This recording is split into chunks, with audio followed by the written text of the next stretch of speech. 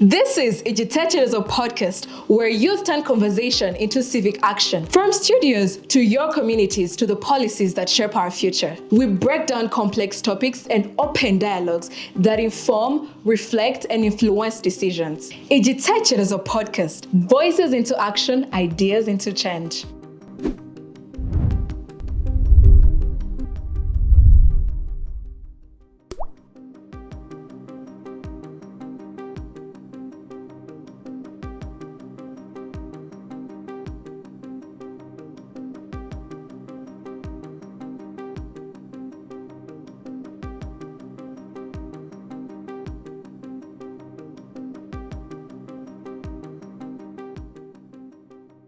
Now, before we get into the heavy stuff, I want to introduce my guests in a slightly different way. Firstly, we have Mrs. Cecile Halki, who works closely with questions around work, opportunities, and how employment actually plays beyond theory. We also have Musenga Maya, who brings a perspective grounded in lived experiences, youth realities, and the everyday questions many young people are asking.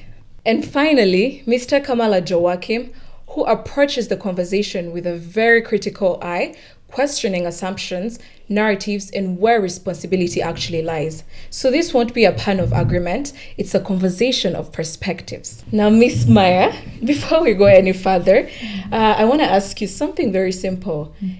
Where you are right now professionally, is that what you envisioned growing up? Well, when I was younger, I think I had a lot of interests, honestly speaking. But I think the first career I really thought I was going to pursue, I thought I was going to become a lawyer. I was really into debates, I was always going for competitions. I was like, I'm always arguing anyway, might as well make a profession out of it, right? But then, I don't know, I'm a diverse person. I also thought I was going to be an artist, but life has a way of leading you to different areas, but I'm happy where I am. That's the good part. But it's not where I thought I would be today. Yeah. Okay. Kamala, what's your take? Well, growing up, I had a plethora of what I would like to be.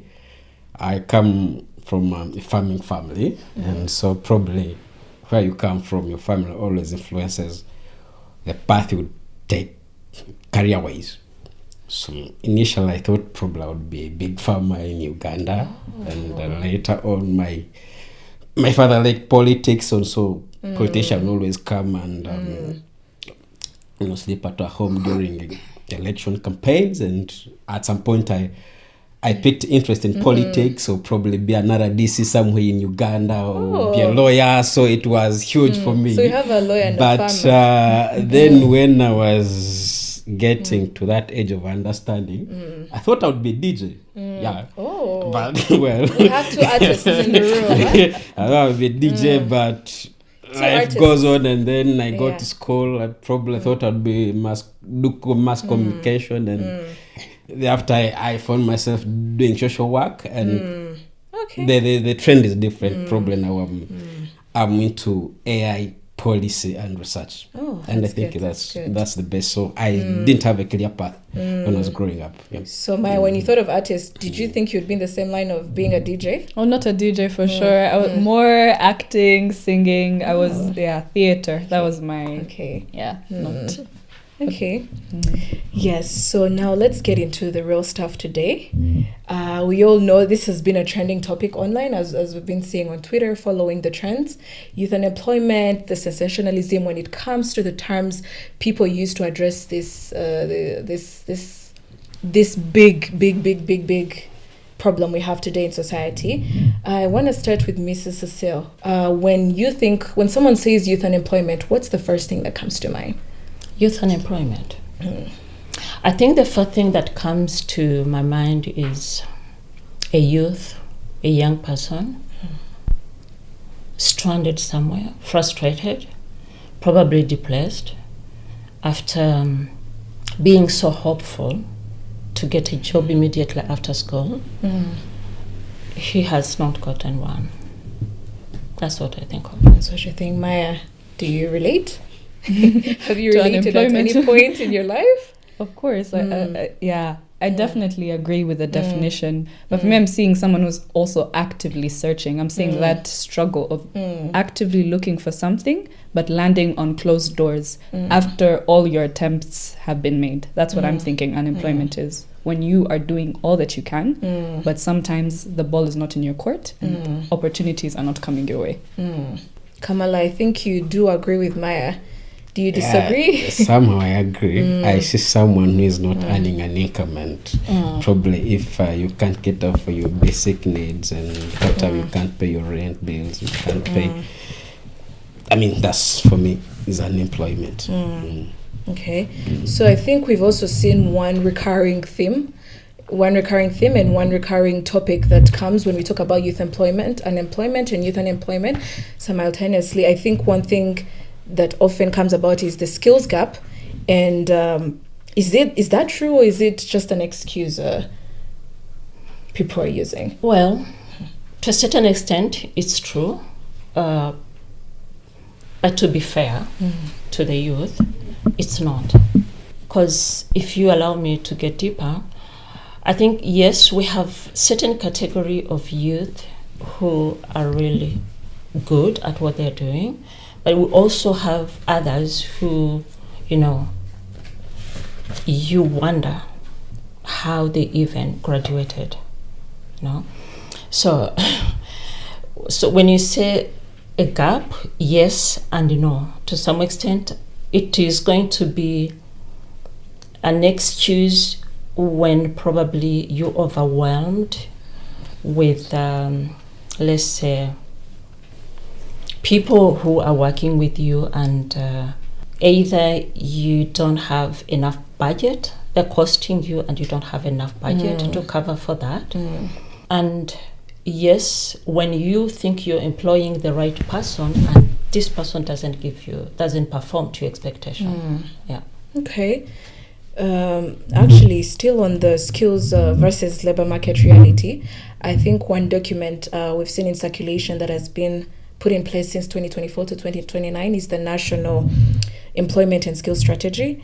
And when you look at these documents, the National Youth Policy, all these policies put into place, there's a strong focus on equipping young people with skills. Do you think, what's the mismatch?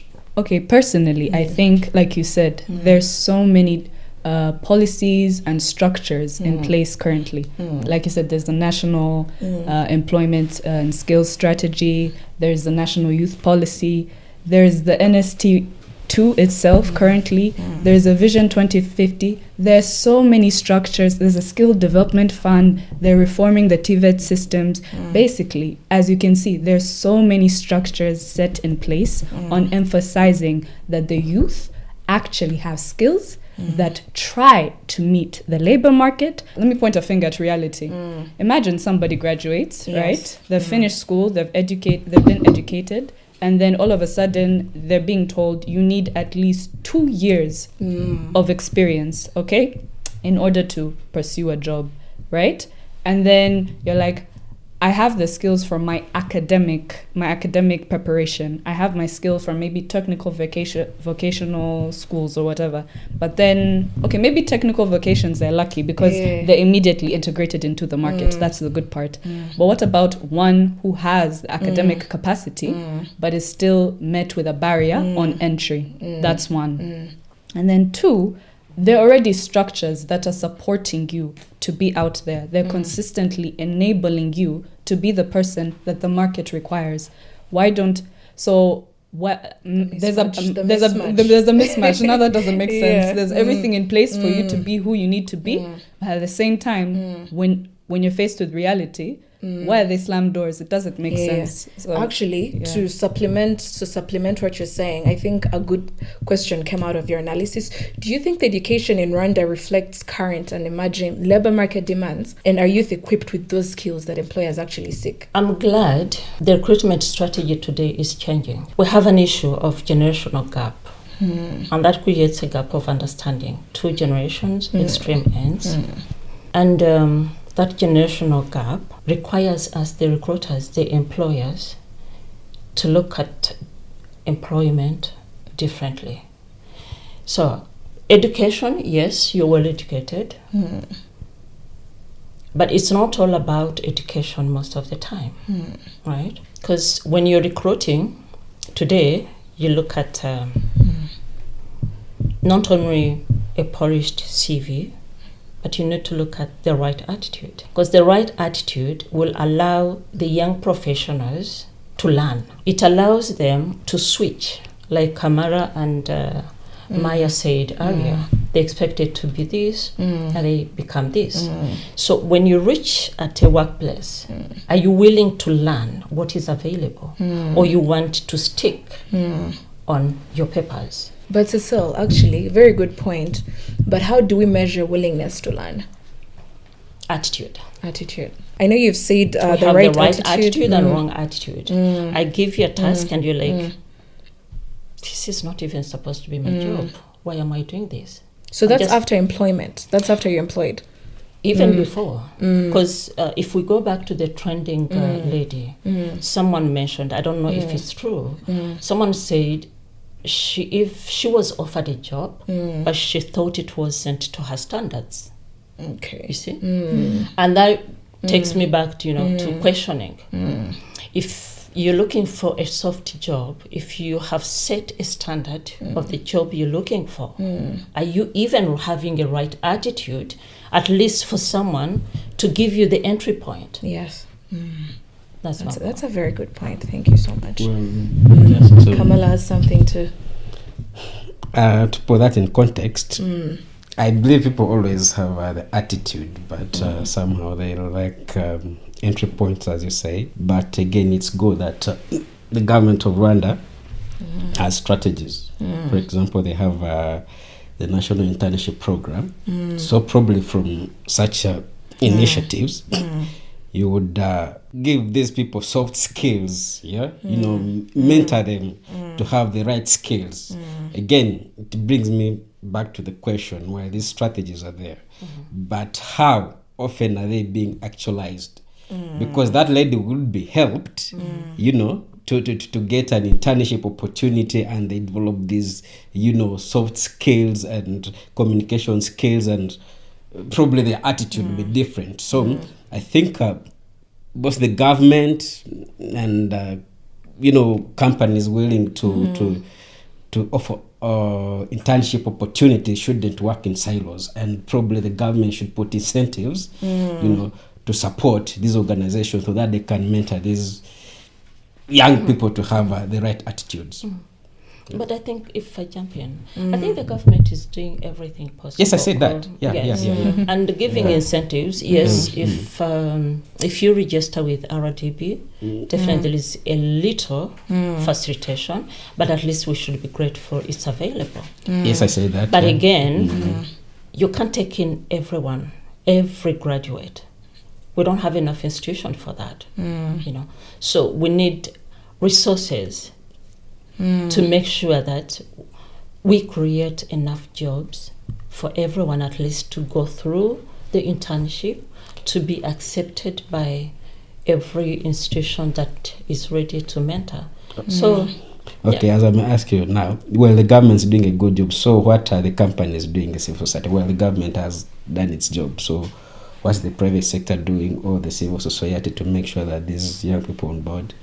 Actually, I think our RDB gets into partnership with private sector, which includes civil society. They share those CVs. So it's not like the other private part.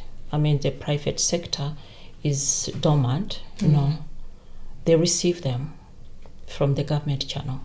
It's streamlined such that if this company needs or can at least afford to have a few individuals, yes, they get there.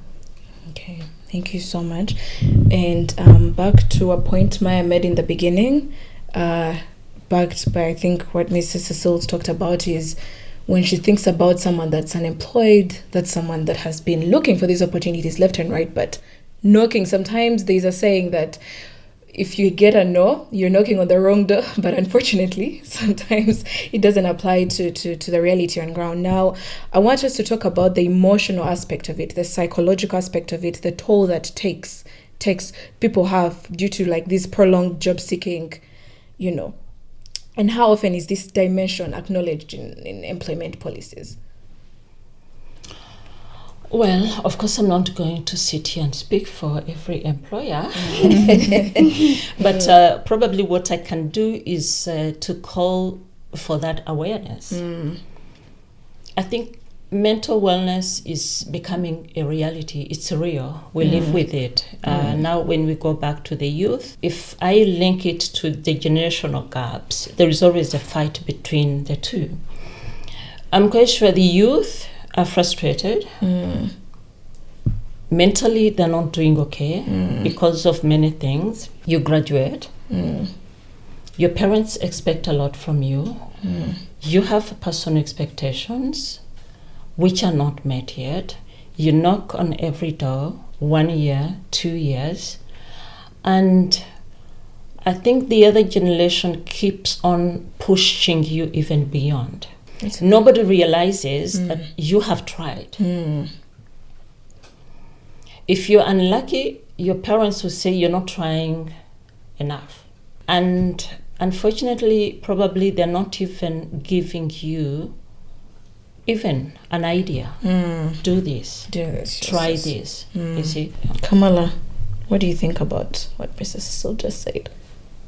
Well, as long as you outside employment, even now I think I'm unemployed. As long as you always have a stall on you, and so you're getting first-hand information. Yeah, I know what path as she says.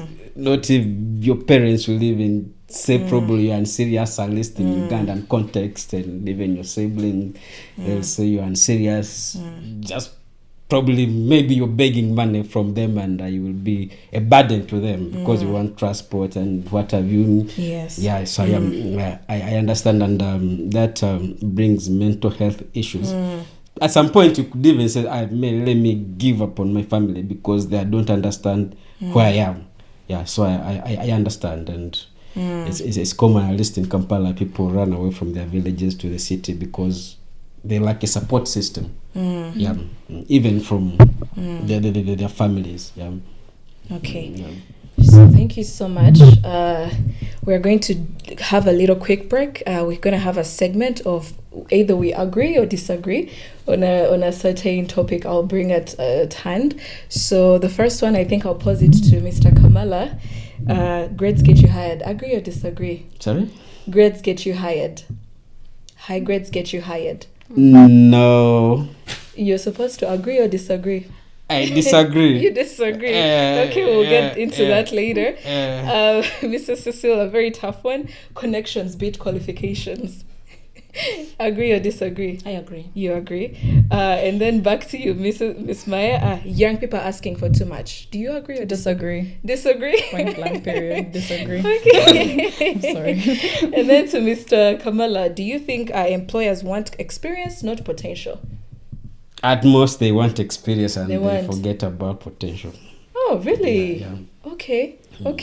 Very insightful. Now, Maya, you are very, very bent on young people asking for too much.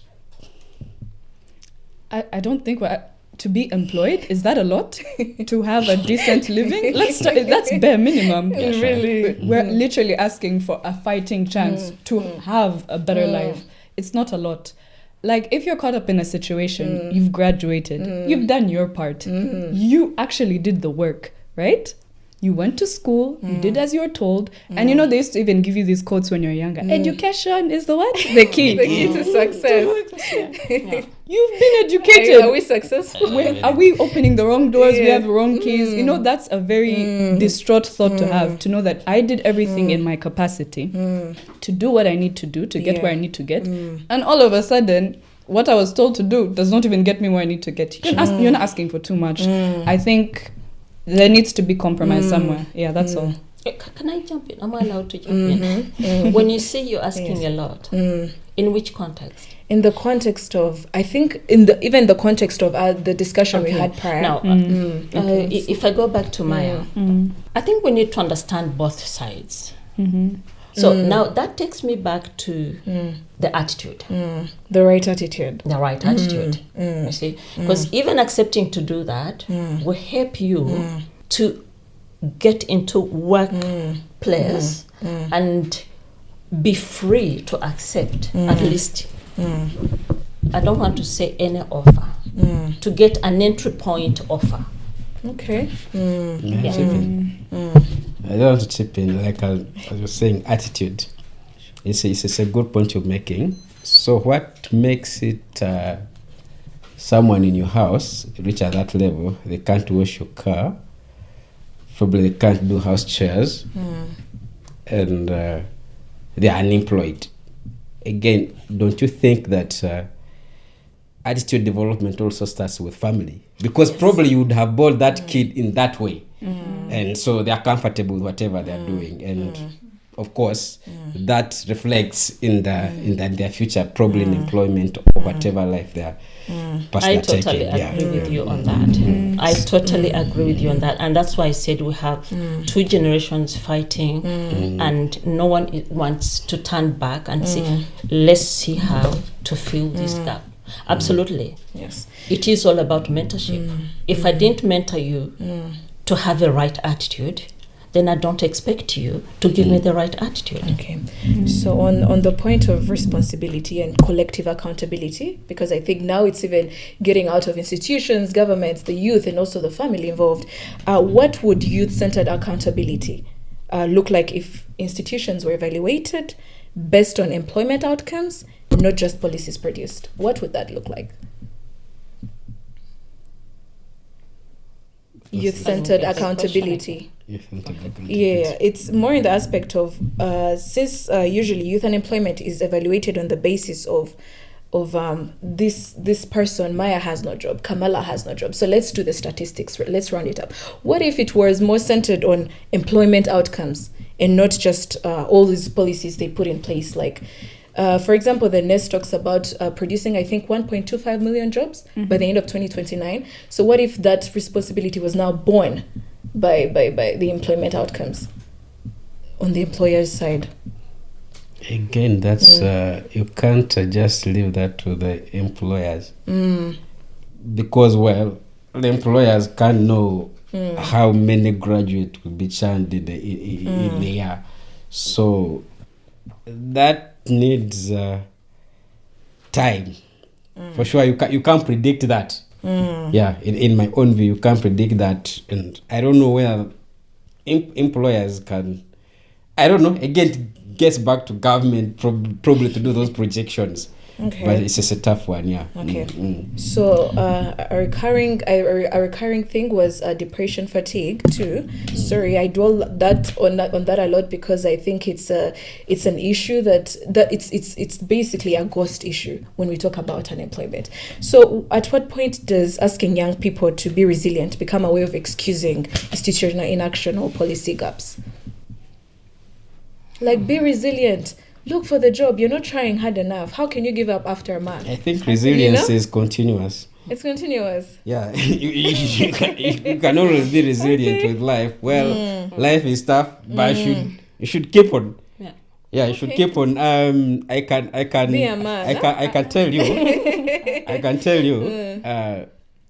From my own experience, looking for jobs. Yeah. Looking for scholarships. I've applied for over 100 opportunities. Really? And how many did you get? Of course, how many did you get? A few. Among 100, I got one in America, which I declined. Then I got one in Sweden, which I declined, and probably took on the Cambridge one. But I can tell you, I've made over 100 applications. Yeah, so resilience is a key factor for whichever youth wants to get either in employment or scholarship. Well, having high skills is also good enough to consider for you to get into employment. Yeah. Thank you. And when we started this episode, I asked you the first thing that comes to mind when you think of youth unemployment, on the sole basis of there's so much. Employment itself has been redefined in so many aspects. Someone can sit home and still make money. you know, which brings me to my question is, how do we understand work today, whether it's informal or formal? And if it's informal work, is it a failure of formal systems, a space of resilience, or both? Because I think, as Mrs. Cecile said, there's that intergenerational gap, I think, also of understanding what goes into employment. Now, there's also the new wave of influencers, content creators, and all these people are employed. But when you're sitting at home, your parent thinks, oh, this one is not working. This one, you need to get up, wear a blazer, go to work. That's how employment is understood. How do we see employment in current? I think that's where we need to shift. Now we look at employment. Now that you mentioned that, I asked one. I have a graduate who graduated in communication, and I was like, "You're always on social media. Why can't you create your own content? You have the skills, you know. Why can't you create your own content instead of, you know, watching other people's content as a form of employment, of course, you see. But of course, you understand the answers. But I want to get back to resilience. I think, yes, as Kamara says, resilience is a life experience. And of course, the moment you lose it, that's when you get into the mental issues. You get depressed. You get, because you're not helping yourself to, you know, to stay normal, to stay mentally well. But again, it shouldn't be a tool. For the employers, I think we need to look at, we need to put aside what we call potential candidates. Who is a potential candidate? A potential candidate is not the one who graduated from big university, right? A potential candidate is a candidate who is willing to learn, who is willing to do what you ask them to do, right? That's why recruitment today looks at talents and attitude more than, you know, the papers you have. So from the employer perspective, we need to shift. We need to lower down our standards. Instead of having 2 years of experience, allow the young ones, after screening them, allow those who are competent, you know, those who have talents, and you will never know, not until you help them, you see. So if someone has a talent, give him that room. Give him or her the space, let them exercise that. And also, I think there is also another issue of, okay, you bring them on and they think they're underpaid, right? So that also becomes another challenge. Because if I'm giving you a space to learn, do you have the right attitude at least to allow the facilitation I'm giving you instead of thinking of, you know, oh, you're exploiting me. If I had gotten a job somewhere, I would, you know, that kind of. So I think it's a both way balancing. Yes, resilience is important. Yes, it is key in our lives. But also the employers need to check themselves as well as the employees. Thank you so much. Can I say something? I apologize. I just wanted to say it's a very good thing that nowadays young people are more tapping into the informal sector for their own jobs, okay? Again, this also shows how we're resilient and looking for opportunities where people were not looking once before. You're now a content creator, you're monetizing it, you're getting brand deals, you have made an opportunity where no one looked. And it doesn't mean that this person potentially might have failed maybe at other attempts of looking for jobs. They creatively, within themselves, looked at what they can do and how they can monetize it. That is creativity and innovation. Instead of sitting down, maybe consistently telling them to be resilient, at least they tried to figure out something within the informal sector rather than the formal, normal, you know. Yeah, that's all I wanted to say. I'm happy for the youth. Is looking for. A resilient, innovative person. Anyway, sorry. Yeah. So Maya, To add to that, I would like to ask you a question. I think we've talked about so many policies. I think one thing we cannot deny is the government is really supportive when it comes to that aspect. So if young people were co-designers of these policies put in place, because I think one recurring thing you find with youth, they always say, these policies are designed for us, but we're not included in these pieces, you know. So if young people were co-designers of, let's say, the employment policies all put in place rather than beneficiaries, what do you think would change? Like you said, they make policies with consideration of how the young people be affected. I think now we should stop living in theory. Let's go practically. If it's access to finance, make sure the interests are not overwhelming. I should not be overwhelmed with paying back this. I should not be dealing with the financial constraints of future, expectations of how that's going to come out. If you're going to support me, you're going to give me a grant, okay? I'm so sorry to sound very entitled. Maybe I've been overwhelmed in the past. Be an 18-year-old grant. Yeah. When you click. But like, if you're going to support, let's look for how, logically in the long term, how does this affect me? If I'm getting the grant, will I struggle to sustain myself financially afterwards? Will I have the financial literacy to manage the businesses I've been granted? Will I progress forward? Don't just give me the grant, leave me there. Follow up with me, help me progress as we go along. So me, I'm saying not only think of it theoretically, but practically figure out how to help someone progress afterwards. Kamala. I think participation is key. Like human-centered design is key in project programming. So my view is the youth have to be included from the start of the policy formulations, if they speak to the youth interests, and probably there they would own the policies and have a positive view about whatever is going on, rather than coming from somewhere in Chigali and then you preaching your program to somewhere in the youth in Musanze or Rubavu and things that they don't understand. The most important thing, you would have involved them in formulating such a programs. I think so involved. Involved. Yeah, they're involved. Do you think there's enough awareness around these policies put in place, by the way? I believe so. Or do you think that's the youth's responsibility now? Are we over infantilizing the youth in this aspect? That's where we have to take the responsibility a bit.